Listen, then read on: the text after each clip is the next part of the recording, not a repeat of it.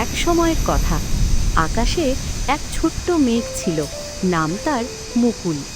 মুকুল কখনো বৃষ্টি করেনি, সে শুধু ভাসত, হাসত আর সূর্যের আলোয় রং ধরত। একদিন সে নিচে একটা গাছ দেখল। গাছটা খুব শুকনো, পাতা ঝরে গেছে, ডালপালা ফাটা। গাছ চোখ বুজে কাঁদছিল, আমার তৃষ্ণা মেটে না, কেউ আমাকে জল দেয় না। মুকুলের মন খারাপ হয়ে গেল। সে ভাবল, আমি তো মেঘ, আমার তো জল আছে।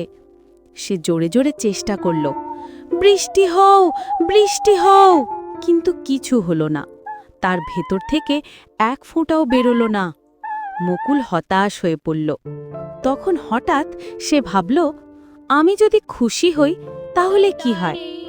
সে নিজেকে মনে মনে বলল, আমি আকাশের সবচেয়ে সুন্দর মেঘ, আমার বন্ধু আছে এই গাছটাই। আর সেই মুহূর্তে মুকুল হেসে উঠল। হেসের সাথে সাথে তার চোখ থেকে জল বেরোতে শুরু করল।